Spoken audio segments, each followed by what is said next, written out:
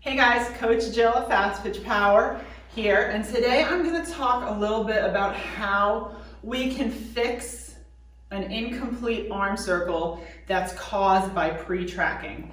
I made a video post a little while ago called The Problem with Pre-Tracking. If you haven't watched it, go watch it so you understand all of the issues that can come with pre-tracking. If you haven't watched it, you remember that pre-tracking is when we do our pre-motion and we allow our shoulders to turn away from our catcher. Remember, a good load has us square to the catcher and going straight out. But a lot of times, pitchers will allow this to happen during their pre-motion. It is much more likely to happen when you have a backswing, but it is also very possible to happen when you don't have a backswing. So even if you don't have a backswing, it's very possible for the hips and shoulders to turn during the pre-motion. Now, just real quick, the problem with pre-tracking is that it makes us lose the reach part of the pitch, and it makes us lose that nice full front side of the arm circle, which establishes and creates our throw zone. So what happens, what you'll see with girls who like to pre-track is instead of reaching straight out towards the catcher and having a full arm circle that comes right onto the correct spot of the power line, you'll see them reaching for a righty to the right of the catcher.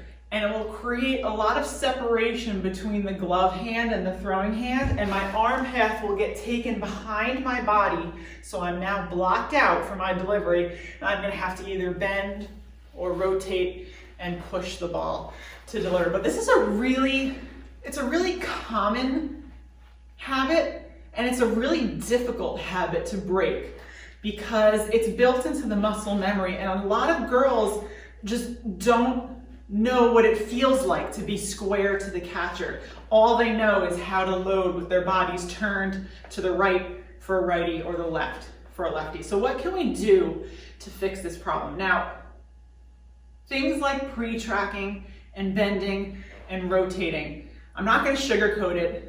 The primary cause of those problems is weaknesses. I've said this so many times before, and I will say it again.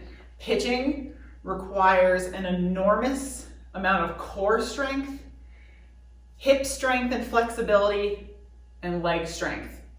And if we are lacking in those areas, we're going to see a lot of mechanical issues. I know nobody wants to hear that you need to do strength and conditioning. Everyone just wants to immediately be good at pitching, but it's not going to happen. I'm always blunt about it, but I can't stress the importance of strength and conditioning enough. But there are the rare times where we have a student who does strength and conditioning and she still has these problems. In that case, we know it's more of a habit or a bad muscle memory issue as opposed to a strength issue. So what can we do for those girls who have those bad habit issues but are strong in the pitching areas? What I like to have my students do is go through a full pitching motion where they freeze after the load. So I'll just use an example of a pitcher that has a backswing first, okay?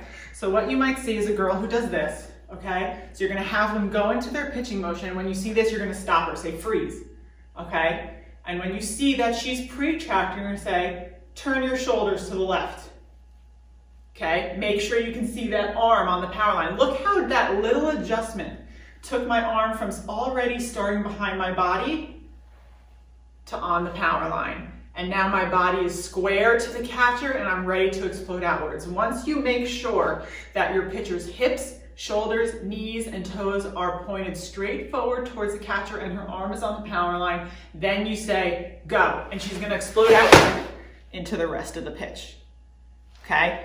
Let's do it without a backswing, okay? So she's loaded like this. Stop, freeze, turn your shoulders to the left. Okay, hips, shoulders, knees, toes are square. My arms are on the power line, not too far out to the side. Go. Okay.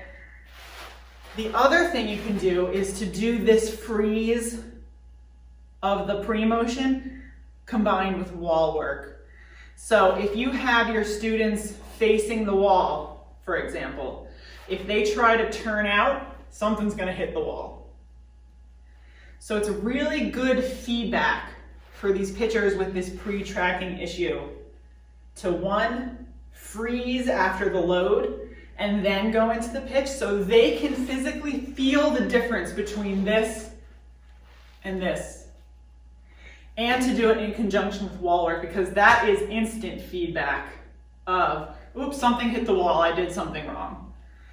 And then, once we get the pitcher feeling consistently a square load and they're doing it without you having to adjust them at all, then we go into a full pitch without any pausing after the pre-motion. And that is going to help them have a straight reach with a full front side of the arm circle and a good track into power K with the palm up and elbow down on the power line, so we can have a nice linear delivery.